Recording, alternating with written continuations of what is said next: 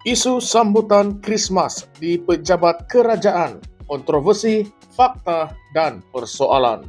Salam sejahtera dan selamat datang ke Currentsphere MY.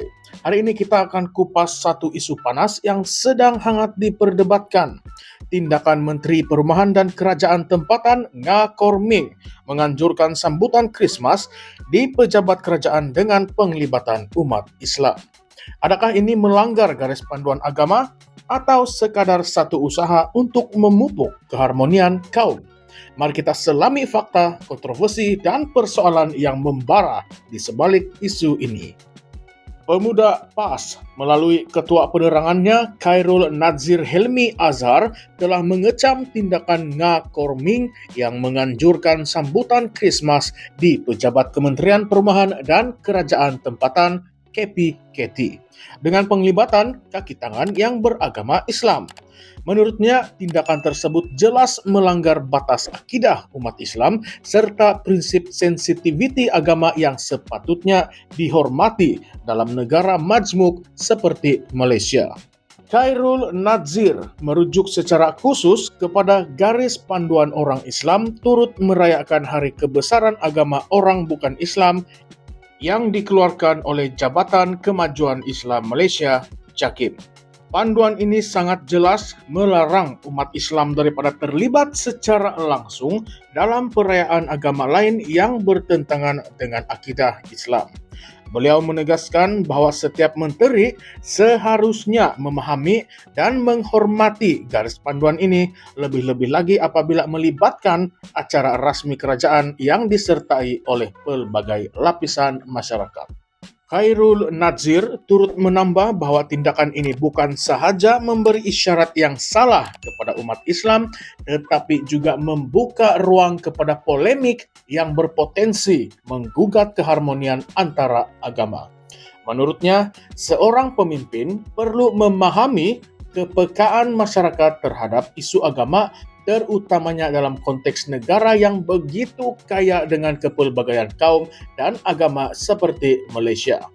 Oleh itu, pemuda PAS menyeru agar Nga Korming menghentikan segala bentuk program atau aktiviti yang melibatkan penglibatan umat Islam dalam sambutan perayaan agama lain. Selain itu, kerajaan juga disarankan untuk memperkukuhkan garis panduan sedia ada dan memastikan semua menteri serta agensi kerajaan mematuhinya demi menjaga sensitiviti dan kedudukan Islam sebagai agama persekutuan. Pada itu, isu ini bukanlah pertama kali menjadi perdebatan dalam kalangan masyarakat. Pada tahun 2018, Ketua Pemuda PAS ketika itu, Muhammad Khalil Abdul Hadi, pernah mengingatkan umat Islam agar tidak menyambut Krismas kerana ia bertentangan dengan prinsip akidah Islam. Walau bagaimanapun, pada tahun 2020, PAS kawasan Sandakan dilaporkan telah menganjurkan Majlis Keharmonian Krismas untuk memupuk perpaduan antara kaum, menunjukkan ada perbezaan pendekatan dalam menangani isu yang serupa. Ini menimbulkan persoalan mengenai konsistensi pendirian dalam menangani isu yang melibatkan sensitiviti agama dan perpaduan kaum. Menariknya, video berdurasi 1 menit yang memaparkan Nga Korming menyambut Krismas di pejabat kementerian KPKT turut menambah bara dalam kontroversi ini. Video tersebut memaparkan persembahan nyanyian lagu Jingle Bells dan turut kelihatan beberapa kaki tangan beragama Islam hadir dalam majlis tersebut. Ini menimbulkan reaksi bercampur baur dalam kalangan masyarakat dengan sebahagian pihak melihatnya sebagai satu usaha memupuk perpaduan, manakala pihak lain menganggapnya sebagai tindakan yang tidak menghormati sensitiviti umat Islam. Isu ini seterusnya membuka ruang kepada perbincangan yang lebih luas. Sejauh manakah umat Islam boleh terlibat dalam perayaan agama lain tanpa menjejaskan prinsip akidah? Jika seorang individu Islam hadir dalam majlis sambutan Krismas tanpa menyertai sebarang ritual keagamaan, Adakah ini masih dianggap sebagai melanggar garis panduan agama? Ini adalah soalan yang sering menjadi perdebatan dan memerlukan panduan yang lebih jelas daripada pihak berkuasa agama. Selain itu, sebagai seorang pemimpin yang mewakili masyarakat berbilang kaum dan agama, adakah wajar bagi seorang menteri untuk menganjurkan atau menyertai sambutan keagamaan bagi tujuan perpaduan? Atau adakah tindakan ini akan sentiasa dilihat melalui lensa politik dan agama yang sempit? Dalam konteks yang lebih besar, isu ini turut mencerminkan cabaran yang dihadapi Malaysia dalam menyeimbangkan antara prinsip agama dan perpaduan kaum.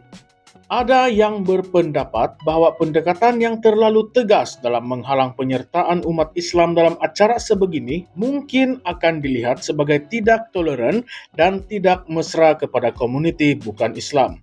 Sebaliknya, jika ia terlalu longgar, ia mungkin dilihat sebagai mengabaikan prinsip asas agama yang dipegang oleh umat Islam.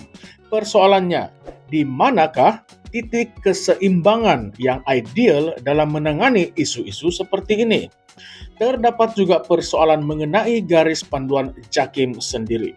Adakah garis panduan tersebut difahami dengan jelas oleh semua pihak, termasuk menteri dan kaki tangan kerajaan?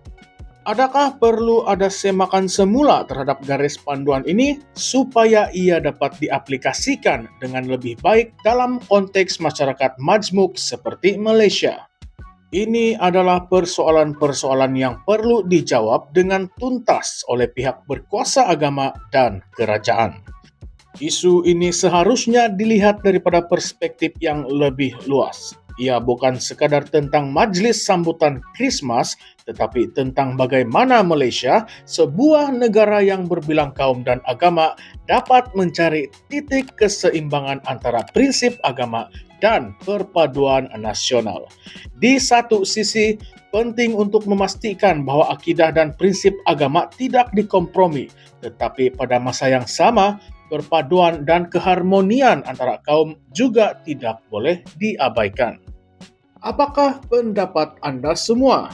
Sila utarakan pendapat Anda, sila ulaskan buah fikiran Anda dan berbincang dengan hati yang tenang dan terbuka. Ruangan komen adalah bebas untuk Anda. Terima kasih kerana telah menonton Current Sphere MY. Jangan lupa untuk like, share, dan subscribe untuk lebih banyak konten analisis terkini. Kita bertemu lagi di episod yang akan datang. Stay informed, stay critical, and keep the conversation alive. Terima kasih semua.